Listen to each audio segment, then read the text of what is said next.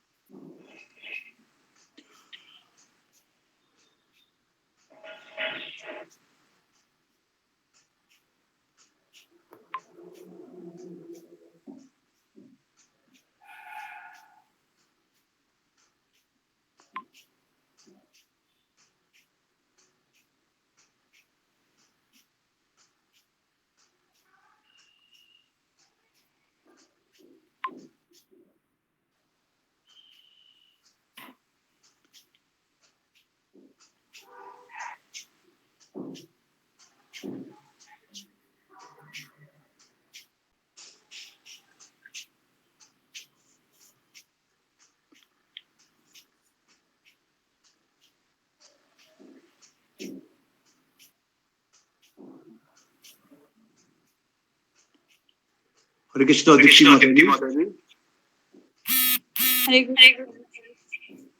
जी माता जी। नरसिंह आरती माता बोलिए। जी प्रभु जी। हरे कृष्ण प्रभु जी, धन्यवाद प्रणाम। हरे कृष्ण माता जी, धन्यवाद प्रणाम। भक्तों के चरणों में दंडवत प्रणाम।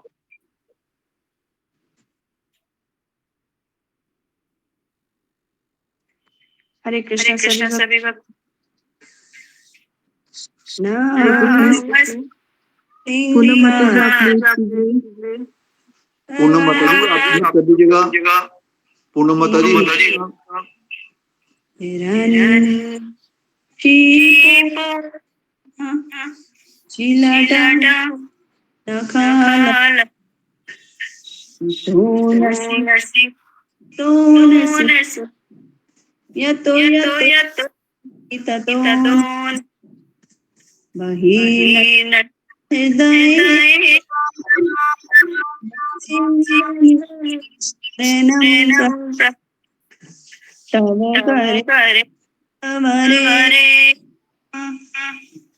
अद्भुत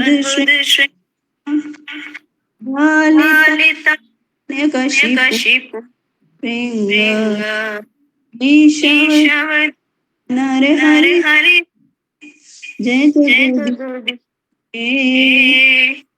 जगदीश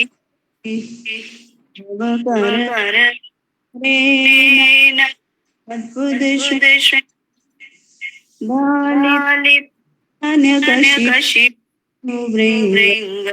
ईश्वर नर हरि रूप जय जगदीश हरे जय जय पूनम माता जी आप म्यूट कर दीजिएगा।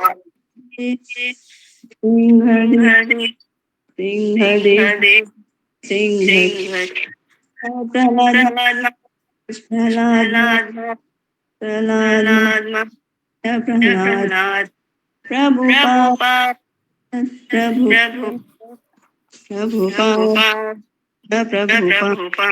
हरे कृष्णा कृष्णा हरे राम हरे हरे बोल। पूनम पांडे जी हाँ, आप म्यूट कर लीजिएगा। धन्यवाद प्रणाम। दंडवत प्रणाम। म्यूट कर लीजिएगा।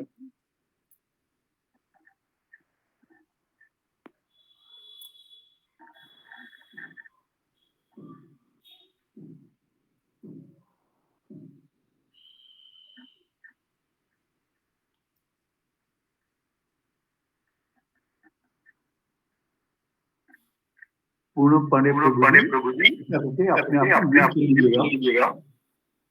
जी म्यूट हरे कर दीजिएगा कृष्ण मोबाइल पे क्या करें? आवाज बंद कर दीजिएगा, म्यूट कर लीजिएगा मोबाइल। मेरे को तो कुछ आता नहीं है, मैं पहली बार इधर से अति हो रहा हूँ। पहली बार आए हैं आप? हाँ, कोई है नहीं जो आपकी आवाज आप देखता हूँ। अभी बंद हो गया? नहीं, आवाज नहीं बंद हुआ। आपने आपने यानी कि आपका ऑडियो बंद नहीं हुआ। देखता हूँ। वीडियो ऑन रखिए, माइक म्यूट कीजिए। बच्चे भी नहीं है ना हमारे घर में, वो वैसे कुछ बताइए ना, मार्क क्या दबाने का होगा?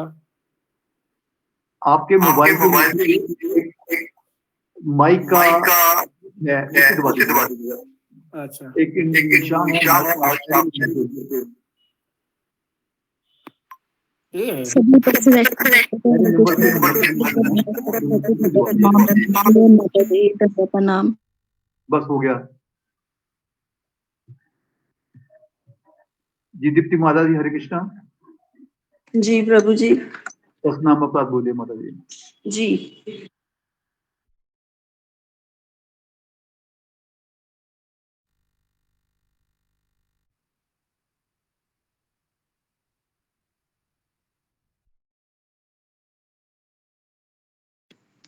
दस नाम अपराध। उन भक्तों की निंदा करना जिन्होंने प्रचार के लिए अपना जीवन समर्पित कर दिया है प्रभु का पवित्र नाम के लिए।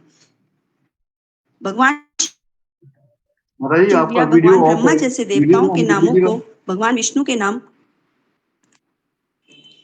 या उससे अलग मानना, आध्यात्मिक गुरु की आज्ञा का उल्लंघन करना, वैदिक संस्करण के अनुसार में वैदिक शास्त्रों या शास्त्रों की निंदा करना, हरे कृष्ण के जप की महिमा को एक कल्पना मानना, भगवान के पवित्र नाम की कुछ व्याख्या करने के लिए पवित्र नाम के बल पर पाप करना, हरे कृष्ण के जप को उन शुभ कर्म कांडों में से एक मानना जो वेदों में फलदायी गतिविधियों कर्मकांड के रूप में प्रस्तुत किए गए हैं। एक श्रद्धाहीन व्यक्ति को पवित्र नाम की महिमा के बारे में निर्देश करना, पवित्र नाम के जप में पूर्ण विश्वास न रखना और इस मामले पर इतने सारे निर्देशों को समझने के बाद भी भौतिक आसक्तियों को बनाए रखना, जप करते समय असावधानी बरतना भी एक अपराध है। वैष्णव होने का दावा करने वाले प्रत्येक भक्त को वांछित फल सफलता शीघ्र प्राप्त करने के लिए इन अपराधों से बचना चाहिए। हरे कृष्णा। हरे कृष्णा। अशोक प्रभु जी दंडवत प्रणाम। बहुत सुंदर माता जी, बहुत सुंदर, धन्यवाद। हरे कृष्णा। हरे कृष्णा। अशोक प्रभु जी दंडवत प्रणाम। प्रभु जी भक्तों के चरणों में दंडवत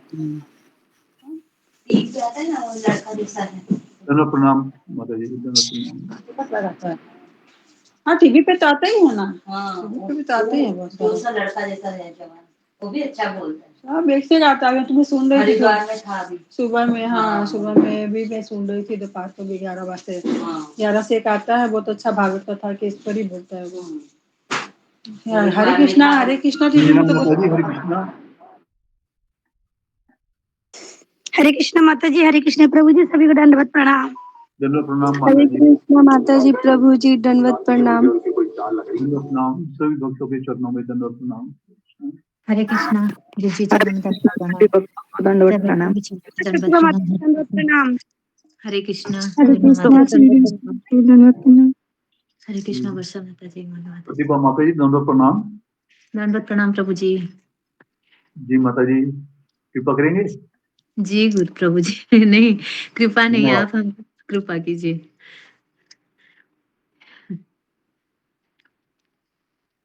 हरे कृष्णा। गुरु जी के चरणों में दंडवत प्रणाम। से भक्तों को दंडवत प्रणाम। हरे कृष्णा। सारे बेंगोली कृष्णा सभी भक्तों को दंडवत प्रणाम। वैष्णव भक्तों को दंडवत प्रणाम। हरि मदन मोहन हेरी बगो हरि बोलबो আর মদন মোহন হেরি বগো এই রূপেতে ব্রজের পথে চলিব গো আমি, রূপেতে ব্রজের পথে চলিব গো, হরি বলবো আর মদন মোহন হেরিব গো, হরি বলবো আর মদন মোহন হেরিব গো। যাব গো ব্রজেন্দ্রপুর, হব গোপী পায়ের নূপুর। যাব গো ব্রজেন্দ্রপুর, হব গোপী পায়ের নূপুর। নূপুর হয়ে রুণু ঝুণু বাজিব গো আমি, নূপুর হয়ে রুণু ঝুণু বাজিব গো, হরি বলবো আর মদন মোহন হেরিব গো, হরি বলবো আর মদন মোহন হেরিব গো। রাধা কৃষ্ণের রূপ মাধুরী দেখিব দু নয়ন ভরি, রাধা কৃষ্ণের রূপ মাধুরী দেখিব দু নয়ন ভরি। নিকুঞ্জের দ্বারের দ্বারি রহিব গো আমি, নিকুঞ্জের দ্বারের দ্বারি রহিব গো, হরি বলবো আর মদন মোহন হেরিব গো, হরি বলবো আর মদন মোহন হেরিব গো। বিপিনে বিনোদ খেলা সঙ্গে তেরা খালের মেলা, বিপিনে বিনোদ খেলা সঙ্গে তেরা খালের মেলা। তাদের চরণের ধুলা মাখিব গো আমি, তাদের চরণের ধুলা মাখিব গো, হরি বলবো আর মদন মোহন হেরিব গো, হরি বলবো আর মদন মোহন হেরিব গো। ব্রজবাসী তোমরা সবে এই অভিলাষ পুরাও এবে, ব্রজবাসী তোমরা সবে এই অভিলাষ পুরাও এবে। আর কবে কৃষ্ণের বাঁশি শুনিব গো আমি, আর কবে কৃষ্ণের বাঁশি শুনিব গো, হরি বলবো আর মদন মোহন হেরিব গো, হরি বলবো আর মদন মোহন হেরিব গো। এ দেহ অন্তিম কালে রাখবো শ্রী যমুনার জলে, এ দেহ অন্তিম কালে রাখবো শ্রী যমুনার জলে। জয় রাধে গোবিন্দ বলে ভাসিব গো আমি, জয় রাধে গোবিন্দ বলে ভাসিব গো, হরি বলবো আর মদন মোহন হেরিব গো, হরি বলবো আর মদন মোহন হেরিব গো, হরি বলবো আর মদন মোহন হেরিব গো। হরে কৃষ্ণ। हरि बोल हरि बोल हरि बोल माता जी, माता जी, बहुत सुंदर। हरि बोल माता जी, हरि बोल। हरि बोल माता जी, बहुत जी बहुत सुंदर। कृष्णा। हरि बोल, हरि हरि बोल माता जी, हरे कृष्ण। हरे कृष्ण। से भक्तों के चरणों में दंडवत प्रणाम।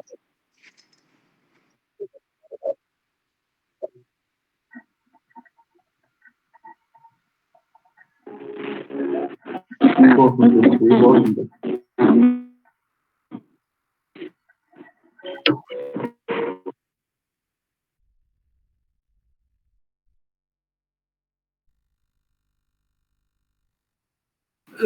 हरे कृष्णा। सभी भक्तों चरण दंडवत प्रणाम, सभी प्रभु के चरण दंडवत प्रणाम, सभी माता के दंडवत प्रणाम। हरे कृष्णा। हरे कृष्णा माता जी, प्रणाम। प्रणाम माता जी, प्रणाम। हरे कृष्ण माता जी, दंडवत प्रणाम। हरे कृष्ण प्रभु जी, दंडवत प्रणाम। सकल माता जी हरे कृष्ण। से भक्तों को दंडवत हरे कृष्ण। प्रभु जी लास्ट 2 लाइन रह गया है, मैंने देखा नहीं, उसको पूरा कर लूं। क्योंकि पता नहीं चल रहा था। कहे नरोत्तम दास जी करिए माता जी करिए। ना पुरिल अभिलाष, कहे नरोत्तम दास ना पुरिल अभिलाष, আর কবে ব্রজে বাস করিব গো আমি, আর কবে ব্রজে বাস করিব গো, হরি বলবো আর মদন মোহন হেরিব গো, হরি বলবো আর মदन मोहन हेरिब गो। हरे कृष्णा। प्रभु जी ये नरोत्तम दास जी ने लिखा था, तो हम सोचे कि किसने लिखा है, तो देखा ये ब्रज की लीलाओं के बारे में बता रहे थे। वो आप वहां जाके क्या करेंगे, ब्रज में क्या क्या करने वाले, वही। इसका अर्थ भी बता दीजिए माता जी, इसका अनुवाद। जी माता जी, यहाँ पे नरोत्तम दास जी बोल रहे हैं जैसे कि वो ब्रज में जाएंगे तो हरि का नाम लेते हुए वहां के रास्ते में हरि का नाम लेते हुए चलेंगे, और वो जब ब्रजेंद्रपुर में जाएंगे तो वहां पे वो गोपियों के नुपुर बनना पसंद करेंगे, और नुपुर बन के उनके पैरों में मतलब वो रुनझुन करके बजते रहेंगे गोपियों के नुपुर बनकर। उसके बाद राधा कृष्ण के रूप माधुरी रूप को निहारते रहेंगे और अपने आंखों को तृप्त करेंगे, और निकुंज में जाकर वहां पे मतलब वहां पे द्वारपाल के रूप में काम करेंगे और भगवान को निहारते रहेंगे। और उसके बाद बताते हैं मतलब जो भगवान जो अपने सखाओं के साथ जो लीला करते हैं, जो गोपाल लीला, वो उसको दर्शन करेंगे और वहां उनके चरण के धूलि को अपने सिर पर लगाएंगे।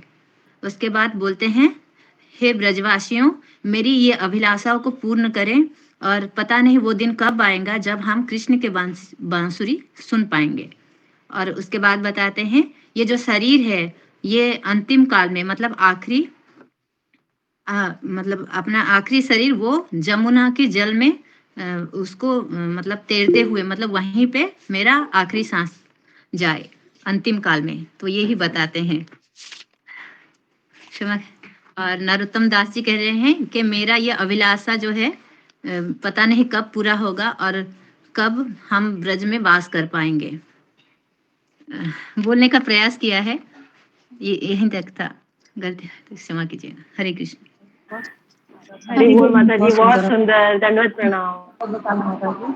बहुत सुंदर। हरि बोल माता जी, सभी भक्तों को दंडवत प्रणाम। हरि बोल माता जी, हरि बोल बहुत अच्छा।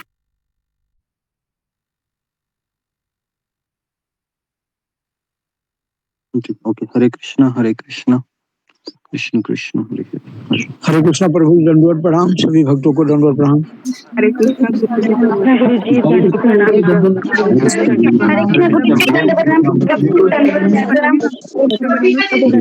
हरे कृष्ण हरे कृष्ण माता गुरु जी दंडवत प्रणाम, सभी वैष्णव वगैरह दंडवत प्रणाम। हरे कृष्ण गुरु जी दंडवत प्रणाम। हरे कृष्ण गुरु जी दंडवत प्रणाम।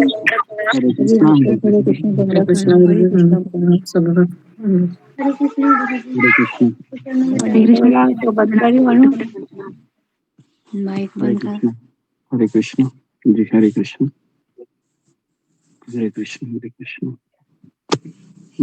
ओम अज्ञानतिमिरान्धस्य ज्ञानांजन शलाकया चक्षुरुन्मीलितं येन तस्मै श्री गुरुवे नमः। हो सकता है।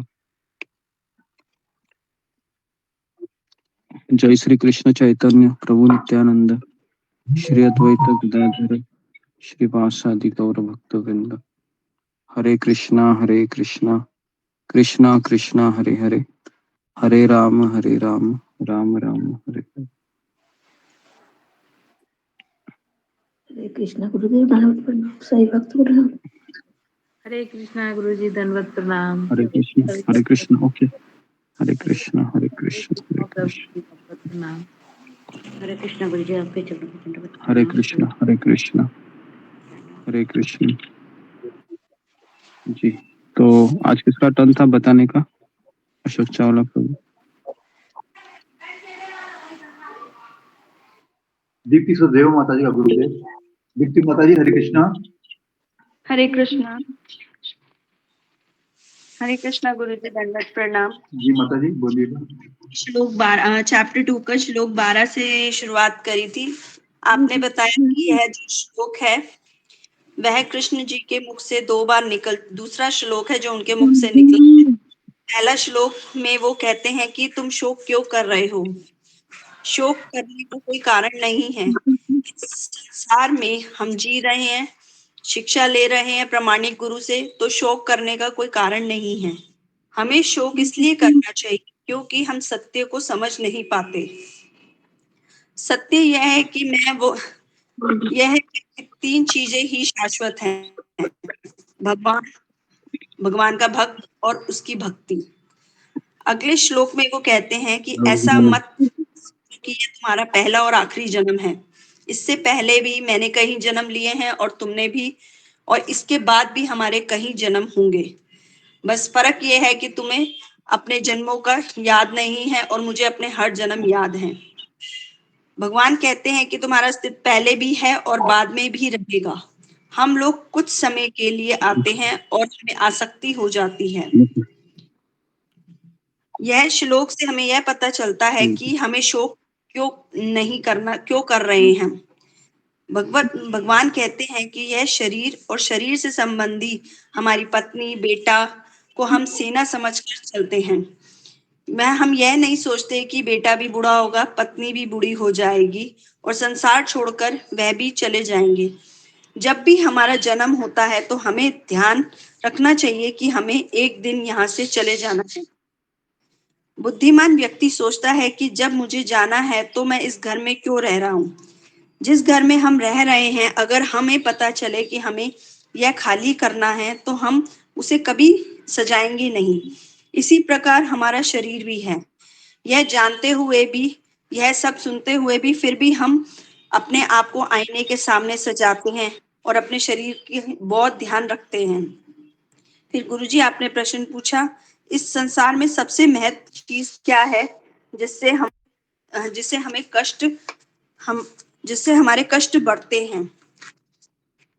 भगवान कहते हैं कि कर्म फल के अनुसार ही हमें कष्ट मिलते हैं। कर्म फल का मतलब है किस भावना से हम वह कार्य कर रहे हैं। इसके बाद गुरुजी आपने उदाहरण दिया कि अगर हम भक्ति भी कर रहे हैं और यह भावना रखकर कर रहे हैं कि वह 16 माला कर रहा है और हमें 20 माला करनी है, तो यह ईर्ष्या का भाव है। इसमें भी हमारा कर्म लग रहा है, कर्म फल लगेगा। और हमें बचपन से यह सिखाया जाता है कि हमें खुश रहना है। चाहे सामने वाला दूसरा दुखी हो या मर भी रहा हो, फिर भी हमें खुश रहना है। आपने एक उदाहरण स्टेशन का भी दिया था कि स्टेशन पे इतनी भीड़ होती है औरतों की, पीछे वाली औरत आगे वाली औरत के बाल पकड़कर अंदर चढ़ जाती है, तो यह कर्म फल भी उसे जरूर लगेगा। फिर आपने बताया कि यमराज जी भी विदुर जी के रूप में दोबारा जन्म लिया था। उन्होंने वह विदुर जी के रूप में इसलिए आए थे कि जब मुंडक ऋषि ने एक चींटी को बचपन में तकलीफ दी थी और यमराज जी ने इस कर्म को भी काउंट कर लिया था, तो ऋषि को बहुत गुस्सा आ गया था। बच्चे तो अमुक होते हैं जो उन्होंने यमराज जी को श्राप दिया कि तुम शूद्र रूप में जन्म लोगे। भगवान अंश रूप में हर जीव में के हृदय में वास करते हैं। भगवान ने वैदिक जी ओके, हरे कृष्णा जी, धन्यवाद। बहुत सुंदर माता जी, हरि बोल। हरि बोल माता जी, बहुत हरि बोल माता जी, बहुत सुंदर। ओके, हरि बोल माता जी मेरा आवाज हरि सुनाई बोल दे रहा माता है? जी। जी गुरुजी।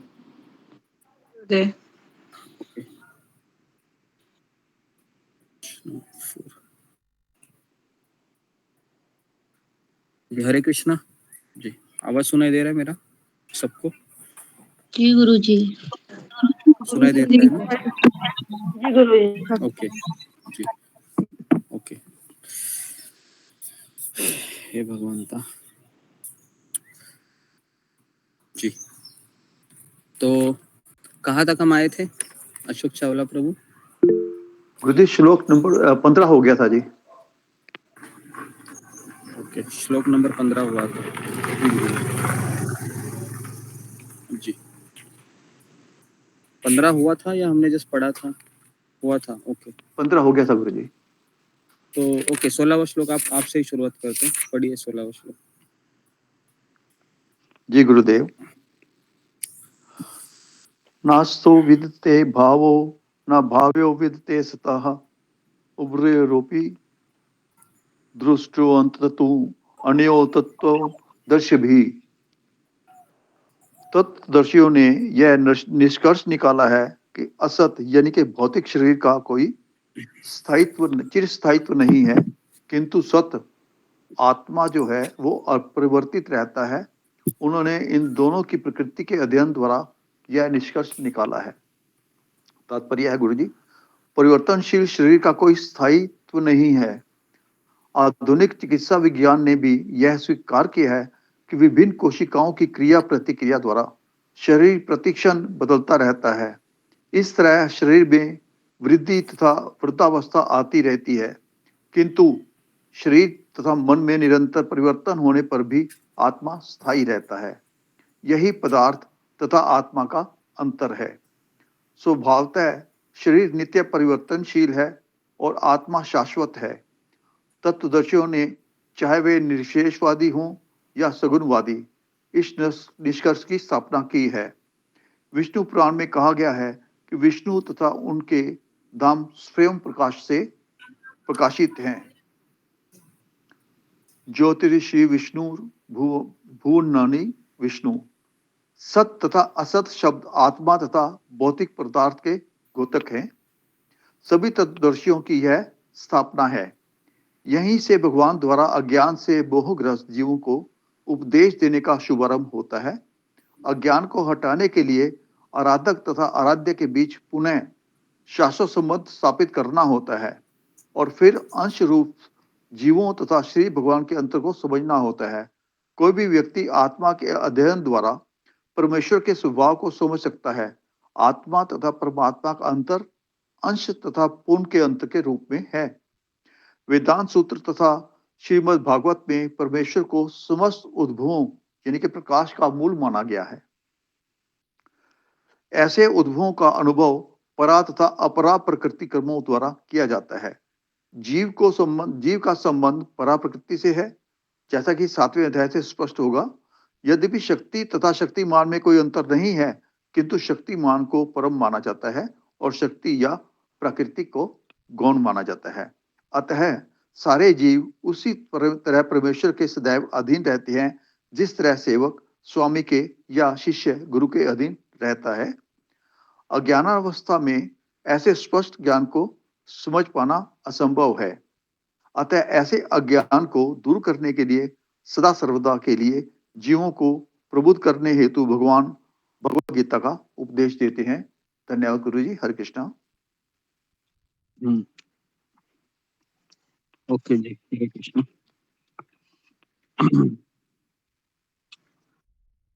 तो ना सतो विद्यते भाव। ओके, तो कल हमने देखा था कि सुख और दुख में विचलित नहीं होता है अर्जुन, दोनों में समभाव रखता है, वह निश्चित रूप से मुक्ति के योग्य है जी। तो इस पे हमने कल उदाहरण भी दिए थे आपको कि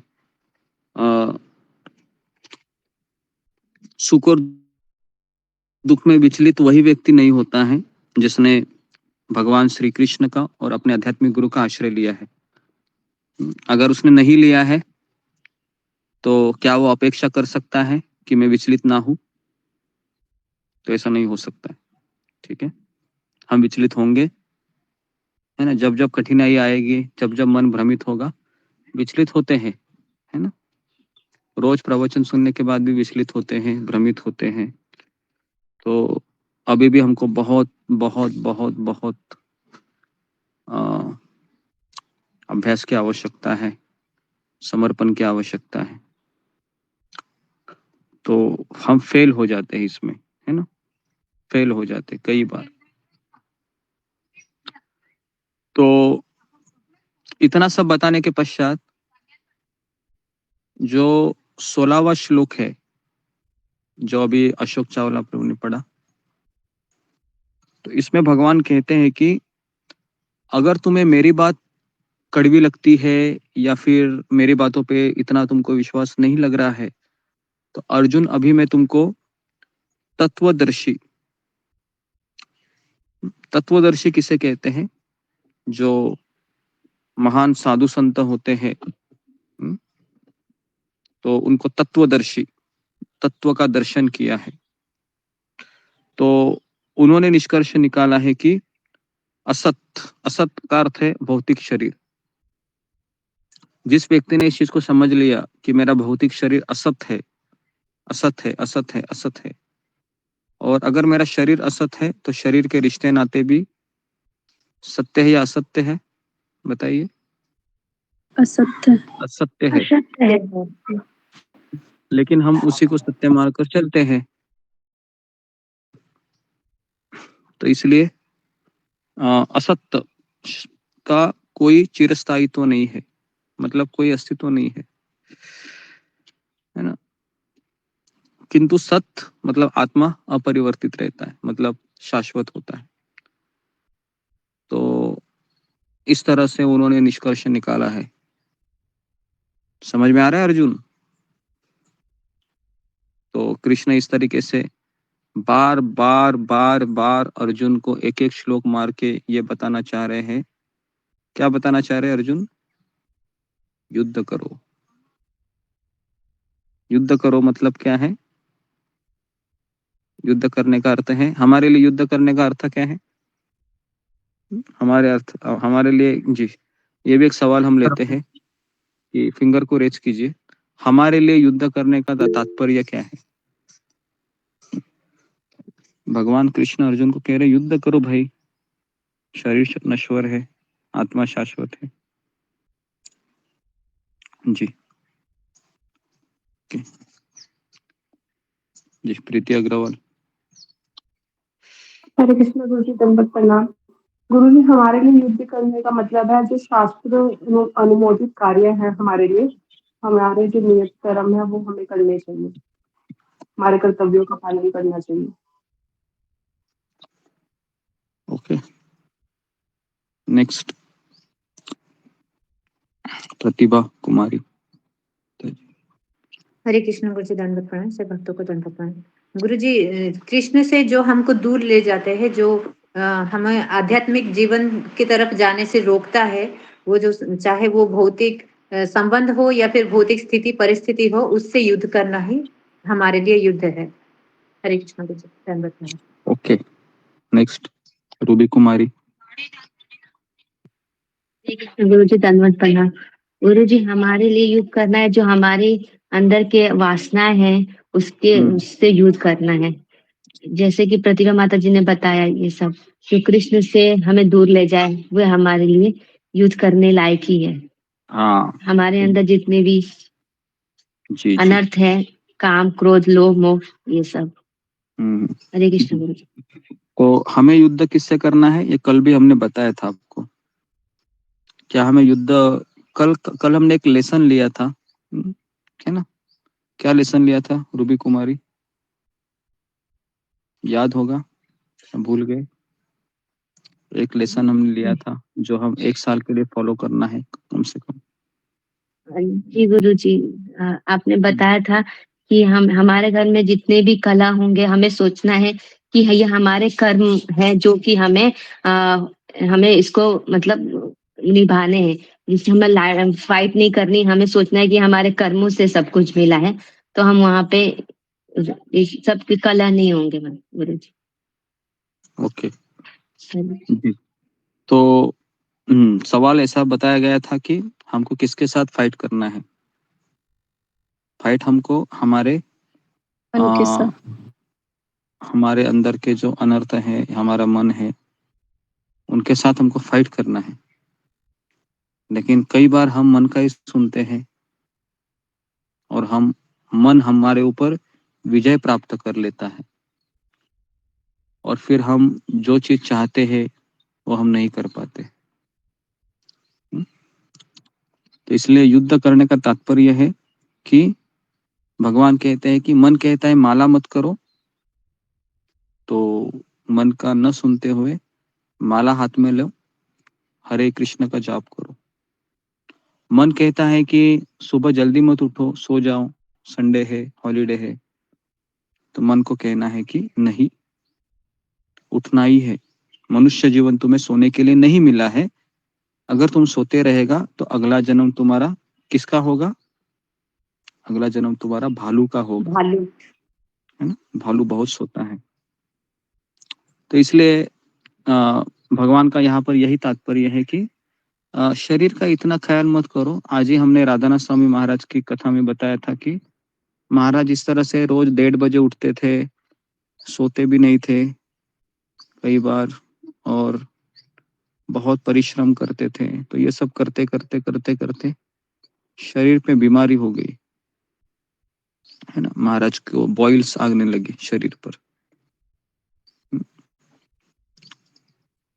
तो अगर हम बीमार पड़ते हैं, मान लो सुबह जल्दी उठते उठते उठते उठते, तो कई लोग हैं हमारे ग्रुप में सोचते हैं कि अरे बीमार पड़ रहे हैं, लेकिन हम ये समझ सकते हैं कि नासतो विद्यते भावो, मतलब शरीर असत है।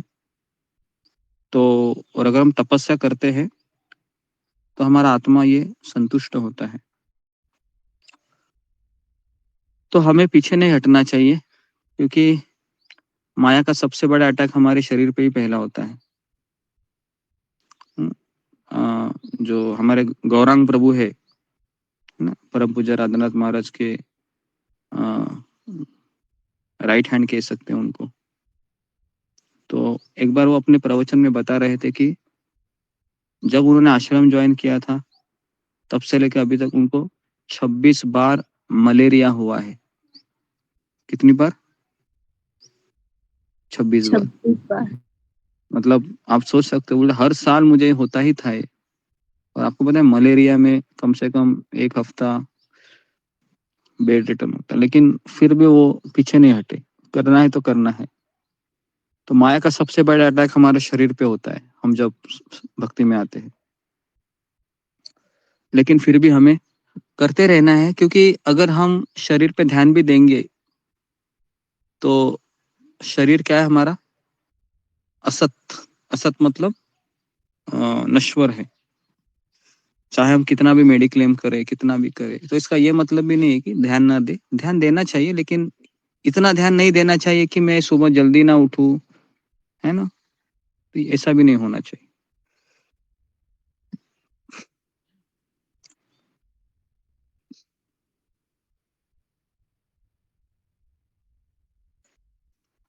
ओके, तो अभी हम श्लोक क्रमांक 17 पे जाते हैं। तो जी 17वां श्लोक है ये। जी प्रतिभा कुमारी पढ़ो। हरे कृष्णा। प्रणाम। अविनाशी तु तद्विद्धि येन सर्वम् इदं ततं विनाशम् अव्ययस्य न कश्चित् कर्तुम् अर्हति। अनुवाद: जो सारे शरीर में व्याप्त है उसे ही तुम अविनाशी समझो। उस अव्यय आत्मा को नष्ट करने में कोई भी समर्थ नहीं है। तात्पर्य: इस श्लोक में संपूर्ण शरीर में व्याप्त आत्मा की प्रकृति का अधिक स्पष्ट वर्णन हुआ है। सभी लोग समझते हैं कि जो सारे शरीर में व्याप्त है वह चेतना है। प्रत्येक व्यक्ति को शरीर में किसी अंश या पूरे भाग में सुख दुख का अनुभव होता है, किंतु चेतना की यह व्याप्ति किसी के शरीर तक ही सीमित रहती है। एक शरीर के सुख तथा दुख का बोध दूसरे शरीर को नहीं हो पाता। फलतः प्रत्येक शरीर में व्यष्टि आत्मा है और इस आत्मा की उपस्थिति का लक्षण व्यष्टि चेतना द्वारा परिलक्षित होता है। इस आत्मा को बाल के अग्रभाग के 10,000वें भाग के तुल्य बताया जाता है। श्वेताश्वतर उपनिषद में इसकी पुष्टि हुई है। यदि बाल के अग्रभाग को 100 भाग में विभाजित किया जाए और फिर इनमें से प्रत्येक भाग को 100 भाग में विभाजित किया जाए तो इस तरह के प्रत्येक भाग की माप आत्मा का परिमाप है। इसी प्रकार यही कथन निम्नलिखित श्लोक में मिलता है। आत्मा के परमाणुओं के अनंत कण हैं जो माप में बाल के अगले भाग या फिर नोक के 10,000वें भाग के बराबर है। इस प्रकार आत्मा का प्रत्येक कण भौतिक परमाणुओं से भी छोटा है और ऐसा असंख्य कण है।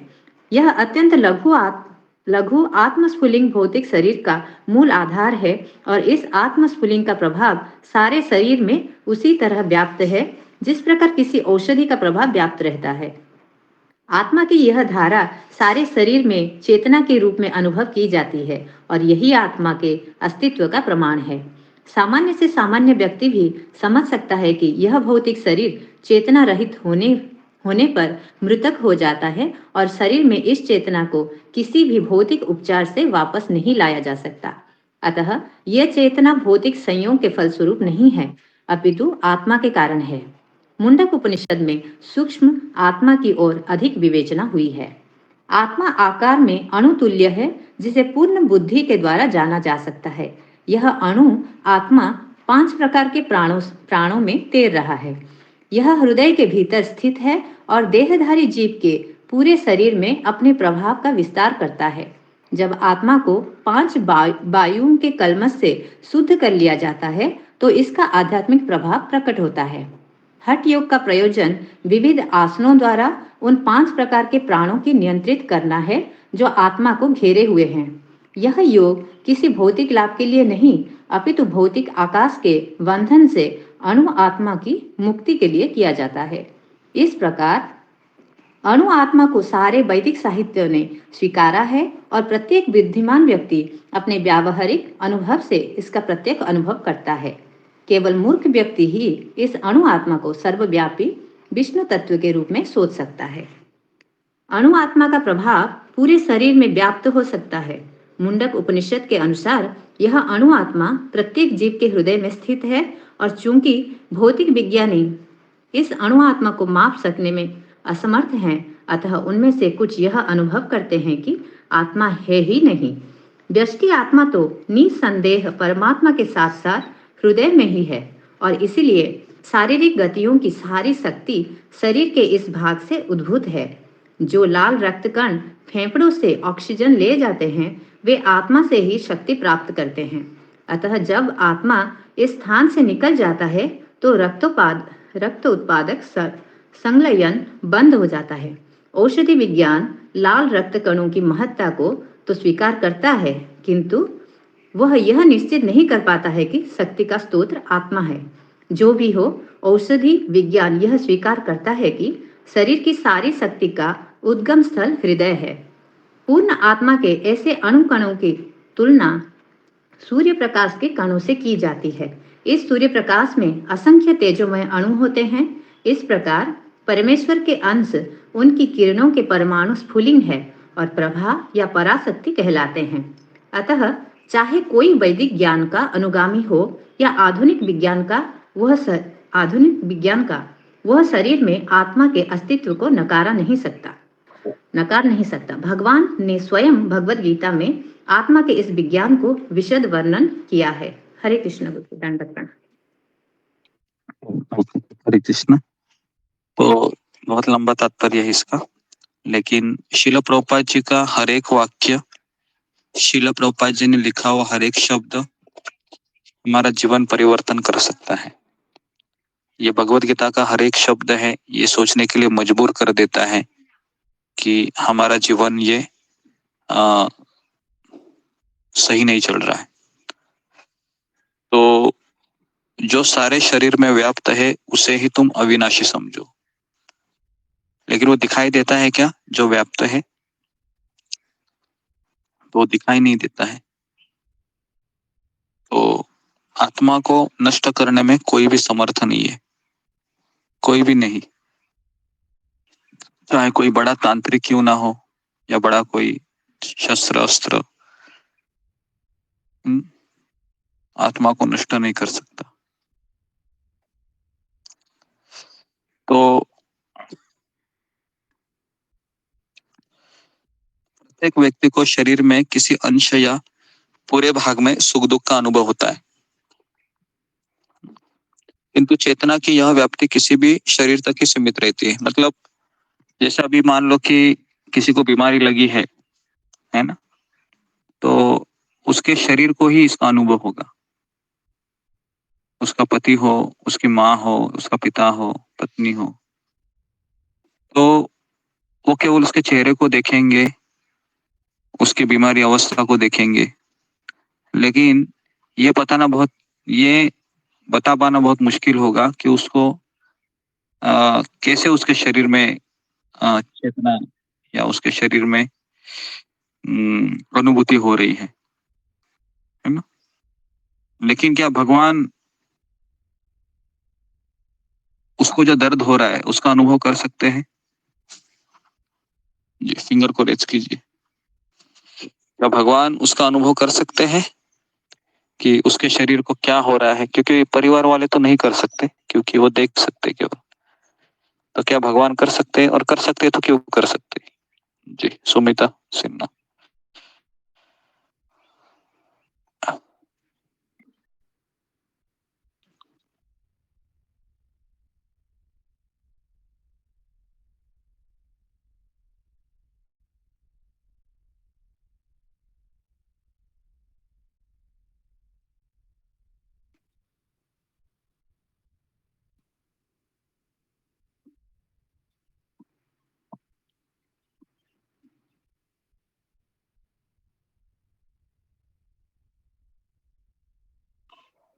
तो पता क्यों चलता है? क्योंकि मैंने एक बार बताया था आप सबको कि भगवान का जो अंश है परमात्मा, वो सारे हृदय में व्याप्त है। तो हमारे साथ परमात्मा है और परमात्मा ये हमारे सुख दुख का साक्षी होता है, हमारे कर्मों का साक्षी होता है। और ऐसा कभी नहीं होगा कि भगवान हमारे ऊपर अन्याय करेंगे। अज्ञान के कारण व्यक्ति सोचता है कि मेरे ऊपर इनजस्टिस हो रहा है और वो कोर्ट कचहरी में लगा रहता है। कोर्ट कचहरी में लगे रहना ये मूर्खता है ये, क्योंकि कोर्ट कचहरी में लगे हुए पूरा हमारा मनुष्य जीवन व्यर्थ चला जाता है। और हम देखते हैं कि संसार में भी कभी कभी उसकी पूरी जिंदगी कोर्ट कचहरी में चली जाती है ना? और वो न माला कर पाता है, हमेशा चिंता में होता है। तो रूपा गोस्वामी लिखते हैं कि कोर्ट कचहरी में अधिक समय बिताना यह हमारे पिछले जन्म का सबसे बड़ा कर्म होता है। लेकिन हम मूर्खता से सोचते हैं कि मैं उसको छोड़ूंगा नहीं, मैं उसको छोड़ूंगी नहीं, मुझे जस्टिस चाहिए, मुझे न्याय चाहिए। तो इस तरीके से वो अपनी पूरी जिंदगी लगा देता है ऐसे चीजों के लिए जो नश्वर है ना? तो इसलिए शास्त्र कहते हैं कि अथा तो ब्रह्म जिज्ञासा, उठो और सबसे पहले प्रामाणिक आध्यात्मिक गुरु की खोज करो और उनके पास जाओ, प्रश्न पूछो कि ये क्या हो रहा है मेरे साथ, तो वो आपको बताएंगे क्यों हो रहा है करके। अगर आप ज्योतिष के पास जाओगे तो ज्योतिष एक आध्यात्मिक गुरु कह सकता है, ज्योतिष को आध्यात्मिक गुरु। तो इसके ऊपर थोड़ा सा जी, अशोक चावला प्रभु, क्या हम ज्योतिष के पास जाते हैं और ज्योतिष हमको भविष्य के बारे में बताते हैं, लेकिन क्या हम उसको आध्यात्मिक गुरु मान सकते हैं? नहीं गुरुदेव। क्या लगता है, क्यों नहीं मान सकते? वो सिर्फ ज्योतिष शास्त्र का है, उसको आध्यात्मिक ज्ञान नहीं है। सिर्फ एक पार्ट पढ़ा है उसने, एक हिस्सा पढ़ा है किताब का, जिससे ज्योतिष शास्त्र है, पूरे शास्त्र उसको नहीं पता गुरु जी। जी, लेकिन इस संसार में हम देखा गया है कि कई लोग समस्या आने के बाद अपनी जन्म कुंडली देखते हैं और उसमें से राहु केतु या फिर नवग्रह है उनका सुझाव चाहते हैं। और फिर है ना, मुझे याद है कि एक बार मैं मेरे पिताजी के साथ गया था, क्योंकि जब मैं इस्कॉन में आया था तो मेरे साथ बहुत सारी चीजें ऐसी घट रही थी जो मुझे भी नहीं समझ में आ रहा था। इस्कॉन में आने के बाद सबसे पहला है कि मेरा एडमिशन नहीं हुआ इंजीनियरिंग में, 1 साल मेरा ऐसे वेस्ट चला गया।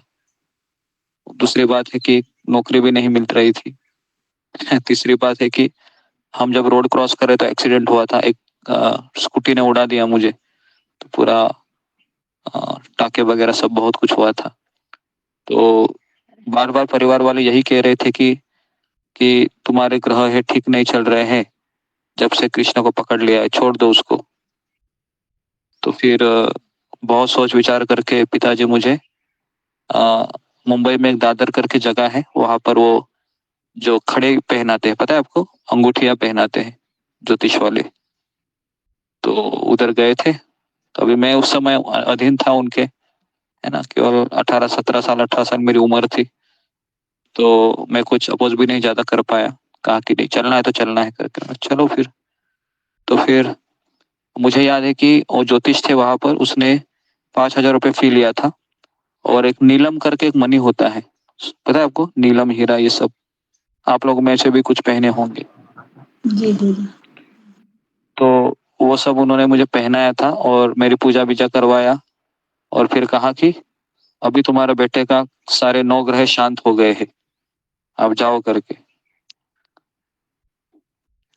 मेरा पहले से इन चीजों पे विश्वास नहीं था, क्योंकि हम जब इस्कॉन में आए थे तो हम यही सीखे थे कि एक भक्त के जीवन में जो कुछ हो रहा है वो कृष्ण की इच्छा से हो रहा है। तो ये 9 ग्रह क्या बिगाड़ेंगे, क्योंकि हमारे ग्रह के ऊपर देवी देवता होते हैं, और देवी देवताओं के ऊपर दुर्गा जी होती है, और दुर्गा जी के ऊपर कृष्ण होते हैं। तो इसलिए ये ग्रह नक्षत्र हमारा क्या बिगाड़ेंगे, लेकिन ये ग्रह नक्षत्रों के कारण ही हमारे कर्म अफेक्टेड होते हैं, है ना। तो एक साइंस है, एक विज्ञान है जी। तो इसलिए ज्योतिष है, उसके पास भी हमको समाधान नहीं मिलता है।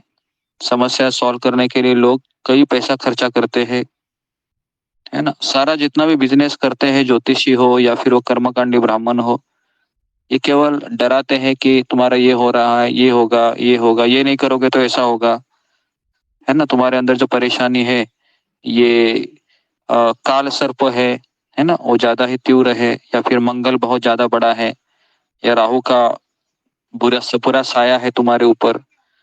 तो ऐसा वो ज्योतिष इस तरह से आंखें करता है कि पति पत्नी चिंता में पड़ जाते हैं बेटे के लिए या अपने लिए, और फिर वहां समाधान करने के लिए पूरी भारत में 50% से भी ज्यादा लोग इससे पीड़ित है। और आध्यात्मिक गुरु के पास जाना इसलिए जरूरी है क्योंकि वह हमें कभी असत्य नहीं बताएगा, प्रामाणिक आध्यात्मिक गुरु। ठीक है। तो फिर यहाँ पर प्रॉपर लिखते हैं कि आत्मा का साइज क्या है। तो आत्मा की साइज है कि जो हमारा बालों का एक बाल आप नोच लीजिए, है ना। वैसे भी नोचने की जरूरत नहीं होती है ना, हमारे बाल गिरते ही रहते हैं, बराबर है। क्या लगता है आपको, है ना।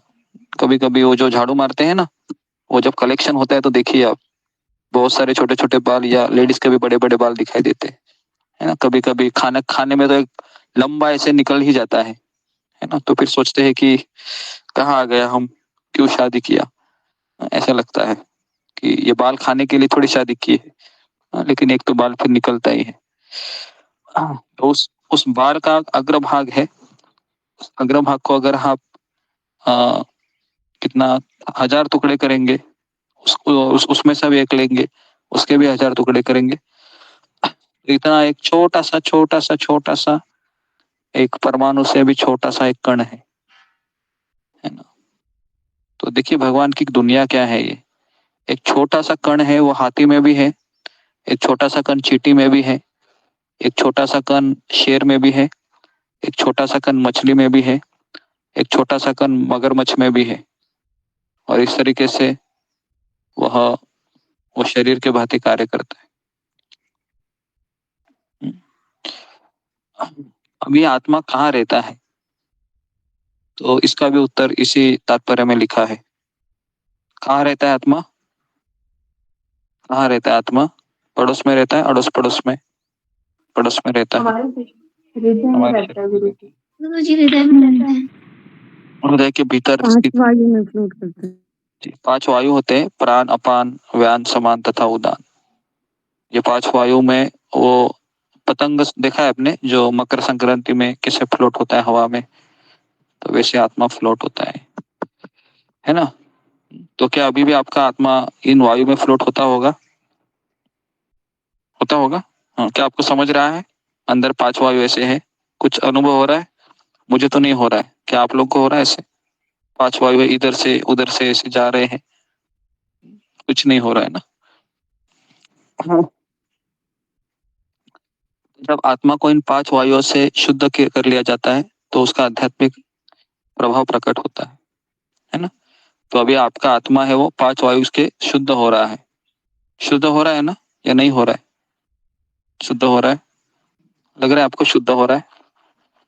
कैसे पता चलेगा शुद्ध हो रहा है मंजू सिंह? कैसे पता चलेगा? गुरुजी पता नहीं, ये तो पता नहीं गुरुजी, ये तो आप ही बता सकते हो, हमें नहीं पता गुरुजी। किसे नहीं, हमारे अंदर जो परिवर्तन हो रहा है वही तो उसका साक्षी है। वही तो साक्षी है ना। तो मैं आपको ही पूछूंगा ना, क्योंकि आप में परिवर्तन हो रहा है, मुझे कैसे पता चलेगा? तो हम शुद्ध हो रहे हैं या नहीं हो रहे हैं, तो हर एक व्यक्ति है ना, समझ सकता है।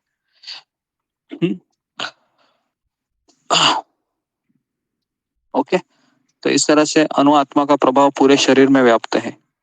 ये बहुत ही थोड़ा सा क्या बोल सकते हो उसको, ये जो अध्याय है अभी खास करके भगवान अभी बता रहे आत्मा के लक्षण, ये एक साइंटिफिक अध्याय है थोड़ा सा। लेकिन आप इतना ही समझिए कि आत्मा के बिना शरीर एक बिना ड्राइवर के कार के समान है। अगर आपने अच्छा कार आप शोरूम से खरीद के लेके आए, लेकिन वो कार जब तक चलेगी नहीं तब तक कि उसके अंदर ड्राइवर नहीं बैठेगा। तो इसके लिए आप कितना भी चमकाइए कार को, ड्राइवर के बिना कुछ नहीं हो सकता।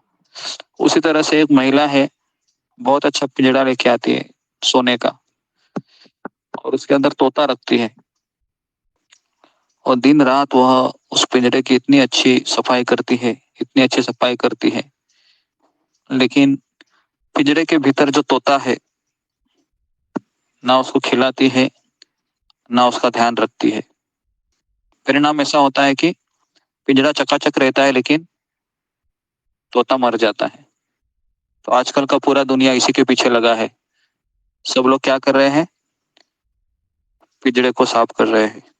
कर रहे हैं कि नहीं कर रहे? जी गुरुजी। सारी दुनिया पिंजड़े को साफ करने में लगी है, और तोता है जो हमारा आत्मा है, उसके लिए कोई कहेंगे भाई जरा गीता पढ़िए जरा, क्या बोलेगा वो, ये गीता तुम ही पढ़ो, तुमको ज्यादा जरूरत है। कुछ लोग ऐसा बोलते है ना, ऐसा उत्तर देते, तुमको ज्यादा जरूरत है, तुम गीता पढ़ो, और पढ़ने के बाद फिर मैं देखता हूँ तुम्हारा क्या हाल होता है, फिर हम देखेंगे। तो ऐसे लोग बहुत रहते हैं। तो ये लोग क्या करते, जिंदगी भर अच्छा जॉब, अच्छी पत्नी, अच्छा घर, अच्छे बर्तन, अच्छी वॉशिंग मशीन, अच्छा कलर पेंट करते हैं, है ना, तो इन्हीं में लगे रहते हैं, लेकिन आत्मा की तरफ कोई ध्यान नहीं देता है। इसलिए पूरा संसार दुखी है। प्रभुपाद कहते हैं कि हमें बहुत प्रचार करना चाहिए ताकि हर एक व्यक्ति भगवान से जुड़कर सुखी हो जाए। ओके, तो अभी हम 18 श्लोक पढ़ते हैं जी। 18 श्लोक, ओके 18 श्लोक पढ़ो। इसके पास गीता है, फिंगर को रेस कीजिए।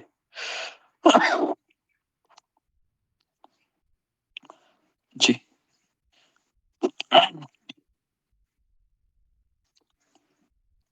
ओके जी,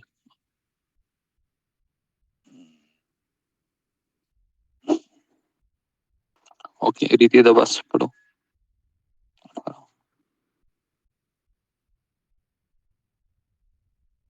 अनंतवंता इमे देहा नित्यसया उक्त शरीरण अनिश्वस प्रे अप्रेम से संयुद्ध से भारत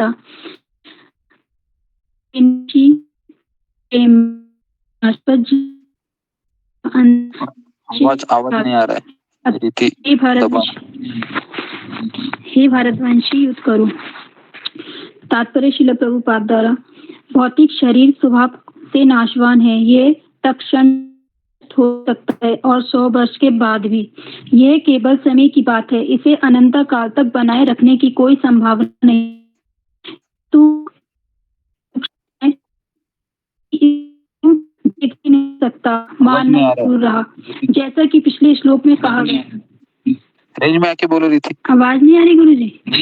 आवाज नहीं आ रही, इसलिए कुछ बोल रहा हूँ। रेंज में आके बोलो, धीरे धीरे से बोलो।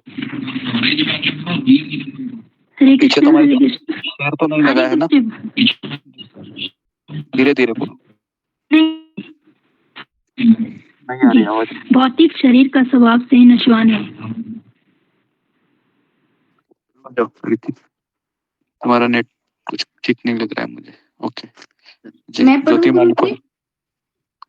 हाँ हाँ बाद में पढ़ो, इसके बाद पढ़ो।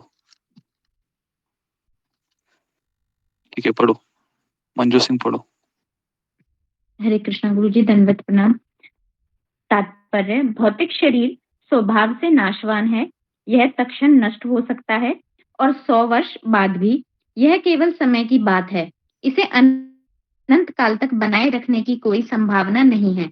किंतु आत्मा इतनी सूक्ष्म है कि इसे शत्रु देख भी नहीं सकता, मारना तो दूर रहा। जैसा कि पिछले श्लोक में कहा गया है, यह इतना सूक्ष्म है कि इसे कोई मापने की बात सोच भी नहीं सकता।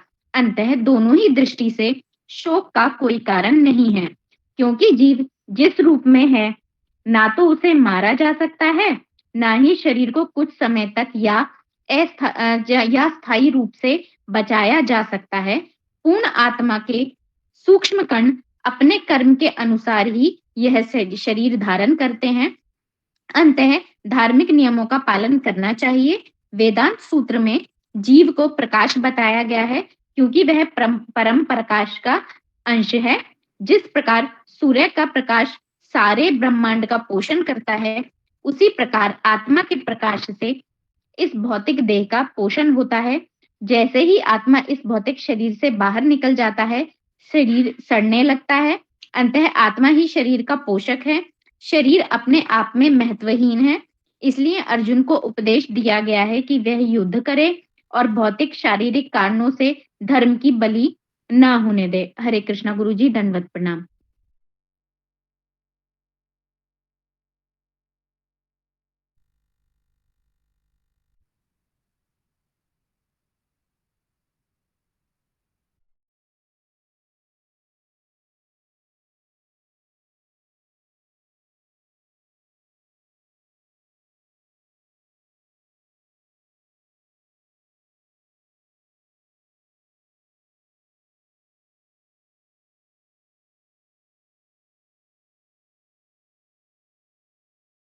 ओके हरे कृष्णा।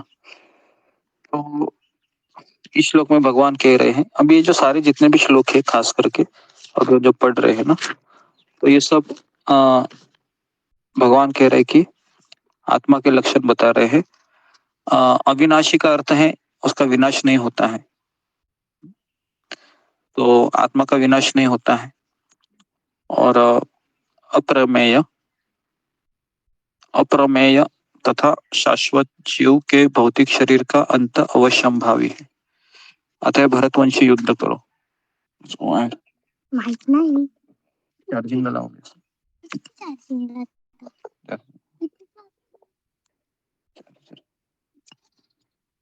सॉकेट लगाओ।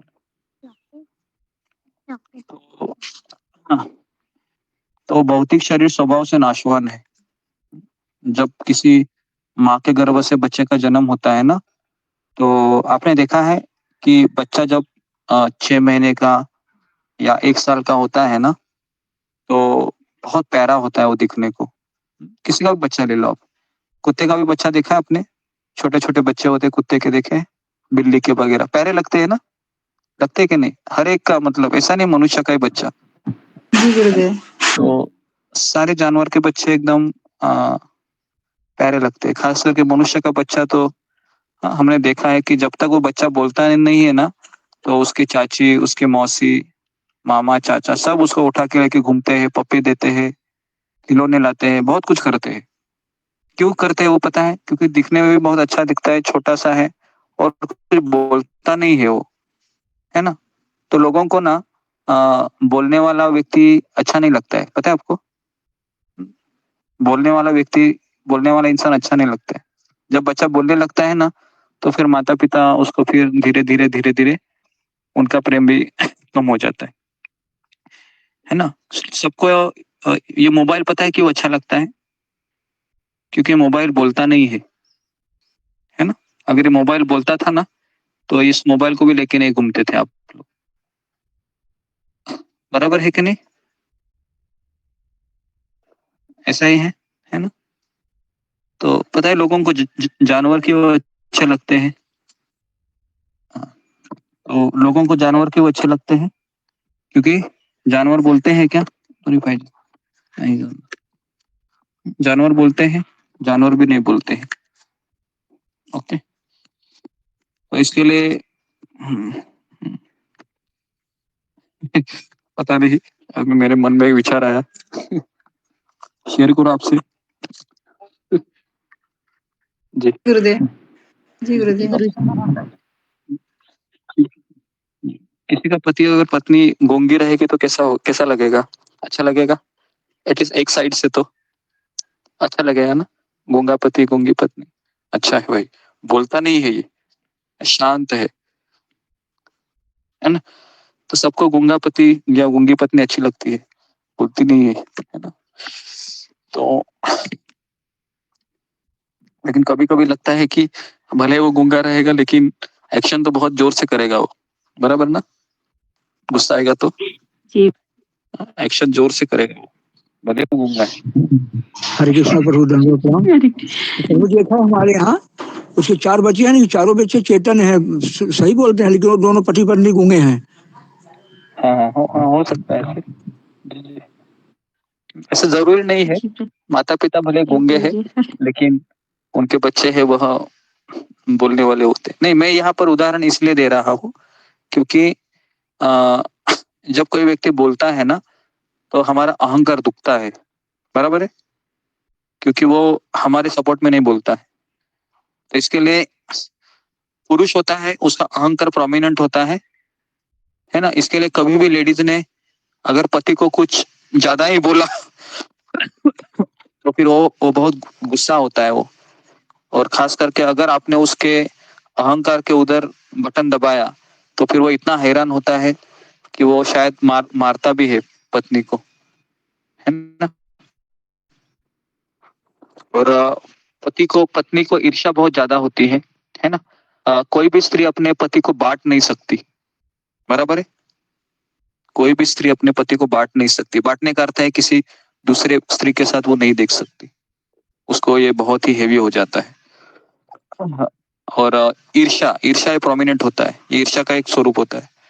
और पुरुष होता है उसका अहंकार बहुत प्रोमिनेंट होता है, वो कदापि सहन नहीं करता है कि मेरी ही पत्नी मुझे उल्टा जवाब दे, है ना। लेकिन अभी सब ऐसे ही होता है। तो इसलिए जीवात्मा जब शरीर में प्रवेश करता है ना तो वह अपने कर्मों के कारण उस स्वभाव को प्राप्त कर पाता है ना। तो इसके लिए जब विवाह भी होता है, शादियां होती है, तो लोग कुंडलियां तो देखते हैं, है ना। और लोग ये भी चेक करते हैं ना कि 36 में से कितने गुण मिल रहे हैं, बराबर है। अशोक चावला प्रभु आपने किया था? नहीं गुरुजी। नहीं किया था, बहुत अच्छा है, नहीं किया था, फिर भी इनका अच्छा चल रहा है। कुछ लोग बहुत करते हैं, 36 में से कम 18, 20, 25, 22 मिलना चाहिए ताकि ये विवाह बहुत अच्छा चलेगा, लेकिन इसकी कोई गारंटी नहीं है। गुरुजी मेरे 28 गुण मिले थे लेकिन बनती अभी भी नहीं है, दोनों अलग है बिल्कुल। अच्छा है, तो नहीं 36 में से 36 भी अगर मिलेंगे ना, जब तक कि दोनों का केंद्र कृष्ण नहीं है, हाँ, तब तक कितने भी गुण मैच करे कुछ फायदा नहीं है ना। तो इसलिए जी, तो हम ये कह रहे थे कि ये शरीर है ये नश्वर है, आत्मा शाश्वत है। और आत्मा जब चला जाता है तो शरीर सड़ने लगता है। तो आपको पता है रामायण में जब दशरथ महाराज की मृत्यु हुई थी तो उस समय प्रभु रामचंद्र भी वनवास में गए थे। और हाँ, उनके 2 बेटे भरत और शत्रुघ्न नैनीताल में थे, अपनी माँ के पास, मामा के पास गए थे। तो उस समय दशरथ महाराज का शरीर किसमें रखा था? तेल में प्रभु जी, तेल में रखा था, घी में रखा था, घी में, तेल में रखा, घी में रखा है ना जी। तो घी में रखा था शरीर, तो शरीर घी में रखने से तुरंत सड़ता नहीं है ना। अभी क्या होता है, अगर कोई व्यक्ति शरीर छोड़ता है तो ज्यादा समय रखते हैं घर में? नहीं ना, एक दिन में या शाम को ही उसको बोलते हैं कि चलो अभी जला देते हैं, है ना। क्योंकि शरीर में तुरंत कीड़े कीड़े लगने लगते हैं, तुरंत, मतलब एक दिन के पश्चात, है ना।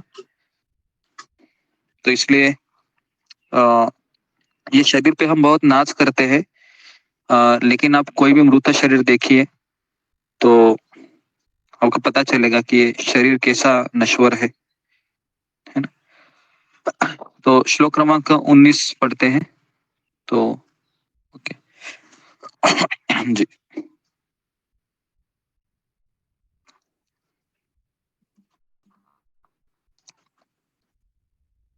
जी, हाँ जी, 19 श्लोक पढ़िए रवीना। हरे कृष्णा गुरु जी, दंडवत प्रणाम। सभी भक्तों के चरण में दंडवत प्रणाम। य एनं बीति य एनं बेति हंतारं यस्मैनं मन्यते हतम् उभौ तो न बीजानीतो नान्यं हन्ति न हन्यते। जो इस जीवात्मा को मारने वाला समझता है तथा जो इसे मरा हुआ समझता है, वे दोनों ही अज्ञानी है, क्योंकि आत्मा न तो मारता है और न मारा जाता है। तात्पर्य, जब देहधारी जीवों को किसी घातक हथियार से आघात पहुंचाया जाता है तो यह समझ लेना चाहिए कि शरीर के भीतर का जीवात्मा मरा नहीं। आत्मा इतना सूक्ष्म है कि इसे किसी तरह के भौतिक हथियार से मार पाना असंभव है, जैसा कि अगले श्लोक से स्पष्ट हो जाएगा। ना ही जीवात्मा अपने आध्यात्मिक स्वरूप के कारण बद्ध है। जिसे मारा जाता है या जिसे मरा हुआ समझा जाता है वो केवल शरीर होता है, किंतु इसका तात्पर्य शरीर के वध को प्रोत्साहित करना नहीं है। वैदिक आदेश है, मां हिंस्यात् सर्वभूतानि, किसी भी जीव की हिंसा ना करो। ना ही जीवात्मा अवश्य अबद्ध है। का अर्थ यह है कि पशु हिंसा को प्रोत्साहन दिया जाए। किसी भी जीव के शरीर की अनधिकार हत्या करना निंद्य है और राज्य तथा भगवत विधान के द्वारा दंडनीय है, किंतु अर्जुन को तो धर्म को नियमानुसार मारने के लिए नियुक्त किया जा रहा था, किसी पागलपन बस नहीं। हरे कृष्ण गुरु जी, दंडवत प्रणाम। जी ओके। देखिए, यहाँ पर भगवान कहते हैं कि जो ही जीवात्मा को मारने वाला समझता है तथा मरा हुआ समझता है, वो दोनों अज्ञानी है। जैसे खास करके कई लोग कहते हैं कि या सुना है ऐसे कि मैंने फलाने व्यक्ति को मार दिया, है ना, जब हम कोर्ट कचहरी जाते हैं तो। लेकिन जीवात्मा को कोई मार नहीं सकता, क्योंकि जीवात्मा आध्यात्मिक है, उसका शरीर है सच्चिद आनंदमय, और उसका जो अभी का जो शरीर है ये पंच महाभूतों से बना हुआ है। अगर आप अपने शरीर को अच्छे से देखोगे ना तो ये शरीर में बहुत सारी चीजें हैं और ये हर क्षण इसका बदल हो रहा है। और एक दिन ऐसा होगा कि हमारा जो ये चेहरा है ना, इसको झुर्रियां लग जाती है। एक हॉलीवुड की एक्ट्रेस है जिसका नाम मुझे पता नहीं है, तो उसने एक बार अपने चेहरे को आईने में देखा था और उसने देखा था कि मेरे चेहरे को झुर्रियां आ गई है। तो वो इतना डिप्रेशन में चली गई ये सोचकर कि मेरा शरीर अभी जीर्ण होने वाला है और मेरे जितने भी फॉलोअर है वो मुझे खूबसूरत देखना चाहते हैं, और अभी मैं बूढ़ी होने जा रही हूँ। तो उसको अपना भविष्य अंधकार में दिखाई देने लगा। तो उसने तुरंत क्या किया, तुरंत उसने सुसाइड कर दिया। क्यों किया सुसाइड? क्योंकि वो सोचती थी कि मैं ये कदापि सहन नहीं कर सकती कि लोग कहे या बुरी कहे, क्योंकि वो जानती ही नहीं थी कि शरीर नश्वर है। माइकल जैक्सन का नाम सुना होगा आपने। तो जब वह बूढ़ा हो रहा था तो उसने अपना पूरे शरीर को प्लास्टिक सर्जरी कराया, लेकिन और वह मृत्यु से बचना भी चाह रहा था। तो उसके पास पैसे की कमी नहीं थी, तो उसने अपने साथ 50 वेल क्वालिफाइड डॉक्टरों को रखा था जो उसका रोज ब्लड टेस्ट करते थे, माइकल जैक्सन का। और वो एक शीशे के घर में रहता था ताकि उसके अंदर एक मक्खी, मच्छर या चींटी भी प्रवेश नहीं कर सकती थी। इतना उसने अपने आप को सुरक्षित रखा था, है ना। मतलब क्या होगा, एक चींटी भी नहीं आएगी, मच्छर भी नहीं आएगा, और डॉक्टर भी उसका रोज ब्लड टेस्ट करते थे ऐसे कि कुछ भी बीमारी तो नहीं है। लेकिन आपको सच बताओ कि वो कब मर गया तो डॉक्टरों को भी पता नहीं चला, क्योंकि वह नींद में ही मर गया हो। तो इसलिए जो व्यक्ति सोचता है कि मैं वैज्ञानिक तकनीकी के द्वारा या गोलियां खाकर या फिर ब्लड टेस्ट करा के रोज रोज जिंदा रहूंगा, तो ये उसकी मूर्खता है। क्योंकि संसार में भगवान ने संसार बनाया ही ऐसे है कि काल के प्रभाव से आपको पता होगा कि जब हम मेडिकल में जाते हैं ना, तो हर एक मेडिसिन में 2 डेट होती है। एक होता है मैन्युफैक्चरिंग डेट और दूसरा होता है एक्सपायरी डेट, होता है ना। और आप लोग चेक भी करते हैं ना एक्सपायरी डेट क्या है करके। तो लेकिन हमारी मूर्खता इतनी बड़ी होती है कि हम जब इस संसार में जन्म लेते हैं तो हम सोचते हैं कि हमारी एक्सपायरी डेट नहीं है, बराबर है। लेकिन एक्सपायरी डेट हर एक व्यक्ति की है, हर एक व्यक्ति की। लेकिन क्या हमें पता है? पता है हमको? नहीं। और अगर मान लो हमको पता चल गया, मान लो जन्म के समय ही कि मेरा जन्म 1985 में हुआ है और मेरी मृत्यु 2040 2045 में हो जाएगी, तो क्या वो चैन से जी पाएगा? क्या लगता है आपको? हाँ, चैन से जी पाएगा? वो तो पागल हो जाएगा। क्या लगता है आपको? पागल हो जाएगा वो सोच सोच के कि बाप रे, अभी 5 ही साल बाकी है, 4 ही साल बाकी है, 3 साल बाकी है। ओ क्या करूं मैं अभी, क्या करूं, मुझे मरना नहीं है, मुझे जिंदा रहना है। करो कुछ तो करो, कुछ तो करो, मुझे बचाइए बचाइए बचाइए। तो इस शरीर के प्रति लगाव इतना भयानक होता है कि व्यक्ति अपनी परिस्थिति को स्वीकार नहीं कर पाता है कि मुझे एक दिन छोड़ना है। इसलिए एक बार जनक महाराज के राजमहल में अष्टावक्र मुनि आए थे, और वो अष्टावक्र मुनि है, इनको इन्होंने सवाल पूछा था कि ये मैं माया ने मुझे क्यों पकड़ के रखा है, कि ये माया मुझे छोड़ते क्यों नहीं है, कारण बताइए इसका। तो अष्टावक्र मुनि अष्टावक्र मुनि है, वो जोर से गार्डन में गए और एक पेड़ को पकड़े और जोर से चिल्लाने लगे। क्या चिल्लाने लगे? मुझे छोड़ दो, मुझे छोड़ दो, मुझे छोड़ दो, मुझे छोड़ दो।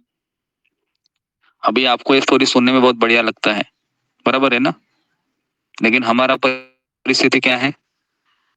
ऐसा ही तो है। हम भी क्या बोल रहे हैं? पत्नी को पकड़ के बोल रहे हैं छोड़ दो छोड़ दो छोड़ दो छोड़ दो। पत्नी पति को पकड़ी है, बोलती छोड़ दो छोड़ दो छोड़ दो, है ना। ऐसा ही चल रहा है ना? क्या लगता है आपको? ऐसा ही चल रहा है। हाँ? तो हम सब लोग बोल रहे हैं कि छोड़ दो छोड़ दो छोड़ दो, लेकिन हम छोड़ना चाह रहे हैं क्या? हम तो छोड़ना नहीं चाह रहे हैं ना। बड़ा बड़ा कभी कभी एग्जाम्पल भी देते हैं ना, अरे ये दुनिया क्या है ना। गाना जाता गया। तो ये दुनिया है, ये एक है ना, सब नश्वर है, एक दिन जाना है, खाली हाथ आए थे खाली हाथ जाएंगे, है ना। तो इस तरह से व्यक्ति खास करके पुराने फिल्मों को दोहराता होता है ना। पता है वो पुराने फिल्मों के गाने क्यों अच्छे लगते हैं? क्योंकि उसको दुख, उसको पता है मुझे दुख मिल रहा है, लेकिन वो इतना निगेटिविटी में चला जाता है, नकारात्मक अहंकार में, कि वो सोचता है कि भगवान ने मुझे मेरी क्या दुनिया बनाई कि मेरे भाग्य में कोई सुख ही नहीं लिखा है। वो लोग भगवान को कोसते रहते हैं कि हे भगवान, तुमने मुझे इतना दुखी क्यों बनाया, क्यों मेरा जीवन तुमने ऐसे दुखों से भरा हुआ मुझे दिया। तो ऐसे सवाल पूछ पूछ के मर जाता है वो, और कभी भगवान को हाथ नहीं जोड़ता है ना भगवान की माला करता है। तो इसलिए एक जीवात्मा का नसीब तब खुल जाता है जब कोई भक्त उसको कॉल करता है, हरे कृष्णा प्रभु जी, हरे कृष्णा माता जी, इस्कॉन मंदिर में बहुत सुंदर कार्यक्रम हो रहा है, या सत्संग हो रहा है ऑनलाइन, क्या आप आना चाहेंगे क्या? तो कई बार उसका मन कहता है कि छोड़ दो ना, कौन जाएगा। और कभी कभी मन बोलता है करके देख लो। तो हम सभी लोग मन के मौजी ज्यादा होते हैं, और इसलिए हम भगवान को पूरी तरह से स्वीकार नहीं कर पाते। परम पूज्य राधानाथ महाराज का हमने सुबह जीवनी पढ़ा, तो महाराज कह रहे थे कि हम न्यू वृंदावन में इस तरीके से रह रहे थे कि कल हमारा मृत्यु हो जाएगा, क्योंकि वहां पर किसी को गन दिखाना तो ये बहुत नॉर्मल हो रहता था, रोज का ही होता था। और इतना तपस्या भरा जीवन होता था कि ऐसा लगता था कि शरीर कभी भी छोड़ सकते हैं। लेकिन एक चीज याद रखिए कि आध्यात्मिक जीवन में शरीर भले ही क्या बोल सकते हो कि तपस्या करता रहता है, लेकिन आत्मा ये परम आनंद की प्राप्ति करती रहती है। तो यहाँ पर भगवान बताते हैं कि आत्मा को न तो मारता है न मारा जा सकता है।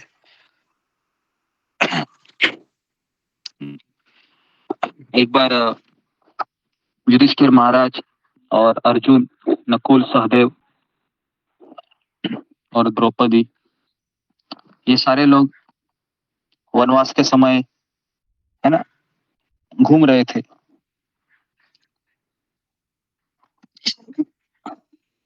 हुआ ऐसे कि द्रौपदी को प्यास लग गई, तो युधिष्ठिर महाराज ने कहा कि सहदेव को कहा कि जाओ तुम जरा देखो पानी की यहाँ पर कहीं तलाश मिलती है क्या। तो सहदेव देखता है कि झाड़ के ऊपर चढ़ के देखता है कि बहुत सारे जानवरों का आवाज आ रहा है, तो उसे अनुमान लगा देता है कि यहाँ पर किसी कहीं तो पानी है करके। थोड़ा सा दूर आके उसको पता चलता है कि पानी है, तो वह जैसे ही पानी पहले अपने हाथ में लेकर प्यास बुझाने की कोशिश करता है, तुरंत आवाज आती है, ठहरो, तुम इस तालाब का जल नहीं पी सकते, क्योंकि ये जल मेरे अधीन है। सहदेव कहता है कि प्रकृति के अनुसार तो जल पे हर एक का अधिकार है, पीऊंगा, अगर तुम पियोगे तो मर जाओ। हाँ करके बेहोश हो जाता है या मर जाता है। वैसे ही नकुल, भीम, अर्जुन, इनका भी यही स्थिति होता है। तब युधिष्ठिर महाराज आते हैं, तो अपने भाइयों को देखते हैं, तो वो समझ नहीं पाते हैं कि उनको लगता है कि इस तालाब का पानी जहरीला है लगता है। तो जैसे वो पानी हाथ में लेते हैं, तुरंत यक्ष प्रकट होते हैं और कहते हैं कि युधिष्ठिर, जब तक कोई तुम मेरे प्रश्न का उत्तर नहीं दे सकते, तब तक ये पानी तुम पी नहीं सकते। हाँ, अगर आप लोगों को कहाँ पर ये सवाल मिले ना तो उसको पढ़ना, बहुत सुंदर सवाल है वो। उसमें से एक सवाल है जो, वो यक्ष कौन होता है पता है आपको? वो यक्ष होता है धर्मराज। धर्मराज या यमराज कह सकते हो आपको। तो यमराज काफी सवाल पूछते हैं, उनमें से एक सवाल होता है कि इस संसार का सबसे आश्चर्यकारक वस्तु कौन सा है? तो आज अगर ये सवाल हम 5th स्टैंडर्ड के और 6th स्टैंडर्ड के बच्चों को पूछेंगे तो क्या जवाब देगा वो? क्या जवाब देगा कि संसार का आश्चर्यकारक वस्तु कौन सा है? तो बोलेगा ताजमहल है दिल्ली का, ऐसे बोलेगा ना, दिल्ली का ताजमहल, चाइना का वो दीवार है ना, ऐसे 7 अजूबे बताएगा, बराबर है ना, ऐसे ही बताएगा ना। आपका बेटे को आज पूछ के देखो आप क्या बोलते हैं, देखो, है ना। लेकिन युधिष्ठिर महाराज ने क्या उत्तर दिया? युधिष्ठिर महाराज ने उत्तर दिया कि इस संसार में हर एक व्यक्ति मर रहा है, चारों तरफ मौत मंडरा रही है, लेकिन हर एक व्यक्ति क्या सोचता है? मैं नहीं मरूंगा, मैं इधर ही रहूंगा, मेरे बाल सफेद हुए तो क्या हुआ, बीमारी लगी तो क्या हुआ, है ना। तो इसके लिए कौन सा उदाहरण दिया जाता है? जी, फिंगर को रेस कीजिए। कौन सा उदाहरण दिया जाता है इस चीज को समझाने के लिए? जी, ओके जी, ओके, प्रीति अग्रवाल। हरे कृष्णा कौन सा गुरु जी। उदाहरण दिया जाता गुरु जी, इसमें उदाहरण ये दिया जाता है कि हम डेली अलार्म लगा के सोते हैं कि हम सुबह उठेंगे, लेकिन हमें ये नहीं पता होता कि हम वाकई में सुबह तक जीवित रहेंगे या नहीं। लेकिन हम आशा करते हैं कि हम जीवित रहेंगे, हम तुम्हारा अलार्म लगा के सोते हैं। ठीक? ये पता नहीं कौन सा एग्जाम्पल दिया। गुरु जी, ये हो सकता है कि हम धन संग्रह करते हैं, हम वृद्ध होके उसका वो करेंगे, इस्तेमाल करेंगे, परंतु हम वृद्ध होंगे उससे पहले ही हमारी मृत्यु हो जाए, ऐसा होता है। तुम्हारा मन बहुत सोचता है बैठे बैठे, जी गुरु बहुत जी। सोचा करो। तो शास्त्र में एक उदाहरण दिया गया है एक पशु का। जी, सुजाता बोलिए, कौन सा उदाहरण दिया है? मुझे पता नहीं, आपने बोले थे जो कैलाश का उदाहरण है। कैलाश का उदाहरण तो इसमें फिट इतना नहीं होता है। एक जानवर का एग्जाम्पल है जो मुझे लगता है आप भूल गए हैं, क्योंकि बहुत दिनों के बाद ये टॉपिक मैंने उठाया। तो ध्यानपूर्वक सुनिए ये उदाहरण। तो युधिष्ठिर महाराज वहां पर ये उदाहरण देते हैं कि बकरा देखा है आपने? गोट कहते हैं उसको इंग्लिश में, गोट, है ना। और अगर क्या बोला अभी मैं, कैसे बताऊं, जो खाटिक होता है ना, खाटिक जो बकरे को काटता है, तो अगर आपने देखे होंगे तो जब बकरे को काटा जाता है ना खाटिक के द्वारा, तो बाकी के बकरे भी वहीं पर रहते हैं कि नहीं? देखा है आपने? बाकी के 3-4 बकरे भी उधर ही रहते हैं, आपने देखा होगा, है ना। जी गुरुजी। जी, गुरुजी। तो और खास करके संडे के दिन ऐसा देखा गया कि लंबी लाइन लगती है वहां पर। कभी कभी तो, है ना, हम जब बंबई में रहते थे तो रोड पर जब जाते थे तो पता नहीं चलता था कि ये लाइन किसकी है भाई। जब फिर वो एकदम आगे आने के बाद पता चलता था, बाप रे बाप रे। तो पहले तो इतना लाइन नहीं लगता था, लेकिन अभी बहुत लंबा लाइन लगता है ना। लोग संडे के दिन मांस खाते हैं तो उसका वो लाइन होता है। तो अगर आप देखे होंगे तो उन्हीं बकरों के सामने वो जो खाटिक होता है ना, वह उन बकरे को बहुत क्रूरता से काटता है वो, और सारे बकरे देखते भी है वो, लेकिन वह देखते हुए भी क्या करते हैं, घास खाते रहते हैं। देखो आप अच्छे से, वो ये सोचते ही नहीं कि अगला नंबर किसका है, अगला नंबर मेरा है। बराबर है। तो अभी आपको थोड़ा सा हंसी आएगी कि क्या ये बकरे मंद बुद्धि के हैं, इनको बुद्धि नहीं, अकल नहीं है, ये नहीं वो नहीं। लेकिन हमें ये बताकर बहुत दुख होगा कि हम सबकी अवस्था उस बकरे के जैसा ही है। क्या लगता है आपको? बराबर है ना? जी गुरुजी। हमारा सबका अवस्था बकरे की तरह ही है। हम सब देखते हैं कि न्यूज़पेपर में पढ़ते हैं, टीवी में सुनते हैं, यहाँ पर इसकी मृत्यु हो गई, है ना? जब मेरे कजिन ब्रदर की मृत्यु का समाचार मैंने सुना, तो एक हफ्ता मैं सो नहीं पा रहा था, क्योंकि कैसे ऐसे हो सकता है कि मेरी उम्र का ही था वो, और कैसे वह अचानक चला गया, विश्वास ही नहीं हो रहा था। तो ये सुनकर तो मुझे अपने जीवन का रियलिटी पता चला कि मृत्यु कभी उम्र नहीं देखती है कि तुम कितना उम्र का है। तो इसलिए हाथ जोड़कर आपसे विनती है कि हमें शिला प्रभुपाद की कृपा से यह अवसर मिला है कि हमारा मशीन कब तक चलेगा हमको पता नहीं है, और ये मशीन कब तक हमारी साथ देगा ये भी पता नहीं है। तो हमें एटलीस्ट सुबह जल्दी उठकर जपा कर लेना चाहिए। क्योंकि अगर मान लो हम सुबह जपा करते हैं और उसके पश्चात मान लो कभी अचानक हमारा मशीन काम करना बंद हो जाता है, तो मरते समय एटलीस्ट हमको इतना भी एहसास हुआ ना कि कुछ भी हो, लेकिन मैंने सुबह का जपा अच्छे से किया मैंने, और सत्संग अच्छे से किया, और बाकी का चीज मेरे हाथ में नहीं है कृष्ण। अभी आपको जहां पर मुझे डालना है वहां पर डाल दीजिए, लेकिन मेरे आपसे यही विनती है, आप मुझे भगवत धाम नहीं लेके जाएगा तो भी चलेगा, लेकिन मेरे आपके चरणों में यही विनती है कि जहां पर भी आप मुझे जन्म दे, आपके भक्तों के संग में हमेशा मुझे बने रहने दो।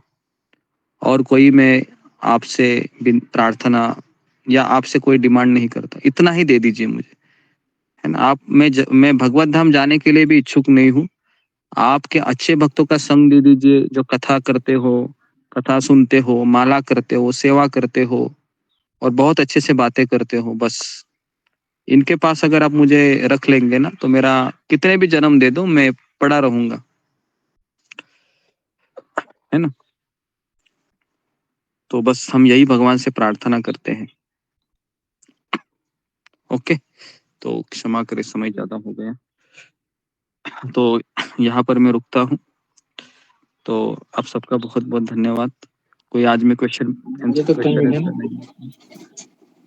किसी का कुछ एक क्वेश्चन है तो हम एक क्वेश्चन लेते हैं इसके ऊपर, आज के टॉपिक के ऊपर, अगर किसी के मन में। जी अशोक चावला। जी गुरुदेव, प्रणाम गुरु जी। गुरु जी, जैसे आपने कहा कि आदमी औरत को पकड़े हुए है और औरत आदमी को पकड़े हुए है, छोड़ते नहीं है, ऐसी बात भी नहीं है गुरु जी।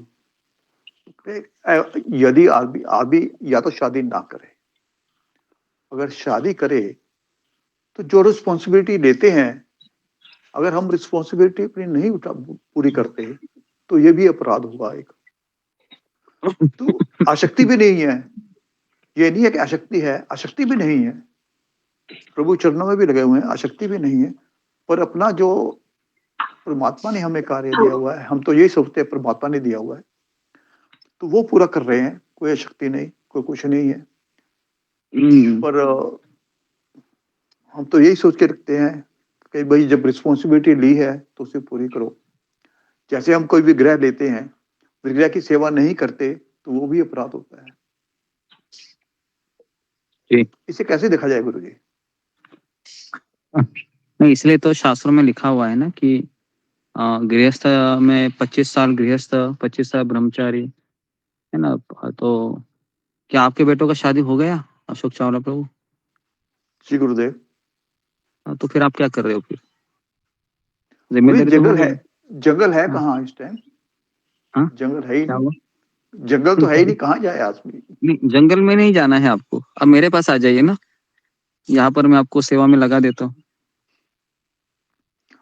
पर जंगल में जब थोड़ी जाना है आपको, इधर जब आ जाइए। मिसिस जब मिसिस का अगर गुरुजी मिसिस मेरे से पहले चली गई फिर तो मैं जरूर आ जाऊंगा। नहीं, ऐसा तो नहीं शास्त्र में लिखा हुआ है। शास्त्रों में लिखा है आप दोनों आ जाइए, है ना। और शास्त्रों में ऐसा लिखा है कि 50 साल होते हैं, बच्चों की शादी हो जाती है, तो पति पत्नी दोनों मिलकर एक इस्कॉन मंदिर में रहना चाहिए बगल में, और दोनों वहां पर रह के मंगल आरती, जपा, सत्संग, सेवा करते करते 1 साल साथ में रहे। और फिर जब आपका मन लगे तो पत्नी को कहना चाहिए कि श्रीमती जी, आपने मेरा बहुत साथ दिया, इसके लिए तुम्हारा बहुत बहुत धन्यवाद। अभी वो समय आ गया है कि तुम चली जाओ अभी तुम्हारे बेटे के पास, और मैं यही रहूंगा अभी गुरुजी अगर मेरे पत्नी को आध्यात्मिक साथ गुरु ले के आया, पास। पत्नी को साथ लेके आया तो वो तो मेरे को वहां भी जीने नहीं देगी। नहीं नहीं, जीने क्यों नहीं देगी? क्योंकि आप दोनों वहां पर अकेले थोड़ी ना रहेंगे, आप दोनों भी वहां पर आध्यात्मिक गुरु के आश्रय में रहेंगे। यहाँ पर आप दोनों दोनों अकेले ही रह रहे हैं ना, अपनी मर्जी से रह रहे हैं ना। जी जी तो गुरुजी। जब आप दोनों यहाँ पर आएंगे तो आपको मेरे अनुसार रहना होगा यहाँ पर, समझ में आया ना। तो वो झगड़ा नहीं करेगी आपसे, गुरुजी है मैं ना। तो रह लूंगा, पर आप हाँ, जानते नहीं उसे। तो अभी वो आपको देख रहा है ना। तो वो आपको देख रहा है उसको। तो कहने का अर्थ है कि शास्त्रों में लिखा है कि अभी आपने जिम्मेदारियों की बात की है, तो मैं आपको एक चीज बताऊं, आप मरते दम तक ये जिम्मेदारी से मुक्त नहीं हो सकते फिर, है ना। तो आप हमेशा ऐसे ही बोलोगे मुझे कि जिम्मेदारी करनी है, लेकिन हमारी असली जिम्मेदारी क्या है? असली जिम्मेदारी तो भगवान श्री कृष्ण और आध्यात्मिक गुरु की सेवा करनी। तो ये जिम्मेदारी कब निभाओगे फिर आप? आत्मा का पोषण तो हो रहा है, आपके द्वारा आत्मा पोषण का हो रहा है आत्मा का, और आसक्ति भी नहीं है। तो आसक्ति नहीं है, यही तो आपके मन का भ्रम है। मुझे तो लगता है कि आप में आसक्ति, इसके लिए तो आप सोच रहे हो मेरी पत्नी का क्या होगा। जब तुकाराम महाराज को जब बुलावा आया था ना, बराबर है, वैकुंठ से विमान आया था, तो अपने पत्नी के पास गए थे वो जरूर, तुम आ रही हो कि चलो मेरे साथ। पत्नी बोलती है कि तुम अकेले ही जाओ, शाम को आ जाना। तो क्या ठहर ठहर गए तुकाराम महाराज? चलो आप बाद में आ जाना करके, वैकुंठ में आना, बाद में आ जाना, है ना, अगले एकादशी के दिन जरूर आ जाना, मैं इसको संभाल लेता हूँ तब तक। ऐसा कुछ नहीं हुआ, बराबर है ना। विमान आएगा फिर तो मैं जाने को तैयार हूँ। नहीं तो मुझे विमान के रूप में ही देखो ना। नहीं, मेरे शब्दों को विमान के रूप में ही देखो ना आप।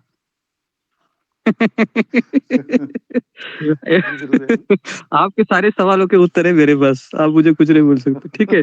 जब आपकी इच्छा होगी तो आप आ जाना, ठीक है। लेकिन एक चीज याद रखिए हमेशा कि वो दिन कभी नहीं आएगा जिंदगी में जब हमारे संसार की सारी जिम्मेदारियां खत्म होगी। वो जिम्मेदारी हमें खत्म करनी है, हमें खत्म करनी है ना। इसलिए शास्त्रों में लिखा है 50 साल हो गए। देखो, अगर आपके सामने आपकी पत्नी रहेगी आखिरी दिन छोड़ते छोड़ते देह, और कोई भक्त नहीं है, कोई गुरु नहीं है ना, और अचानक आप मौत आ गई, तो फिर किसको देखेंगे आप? पत्नी को देखेंगे। तो पत्नी को देखेंगे तो क्या याद आएगा? अध्यात्म याद आएगा? बहुत कम चांसेस है अध्यात्म याद आने, क्योंकि हमारा पत्नी के साथ रिश्ता भौतिक होता है, चाहे वो भक्त क्यों ना हो। ये रियलिटी है, ये मैं आपको बता रहा हूँ, क्योंकि हमारा पत्नी के साथ संबंध भौतिक स्तर पर ही ज्यादा होता है, भले वो भक्त क्यों ना हो। ठीक है, तो इस पे आप जरूर विचार कीजिए 2-3 दिन, है ना, गौर से। जी गुरुदेव, ठीक है, धन्यवाद गुरु जी। तो मैं वहां पर रुकता हूँ। आप सबका बहुत बहुत धन्यवाद।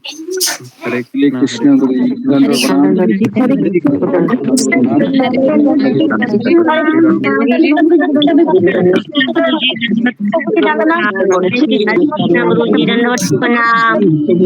हरे कृष्ण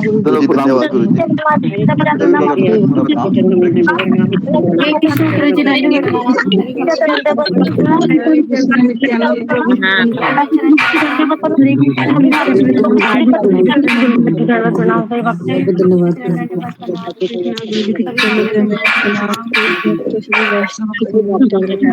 सुनीता माता जी माता जी सभी के चरणों में दंड प्रणाम।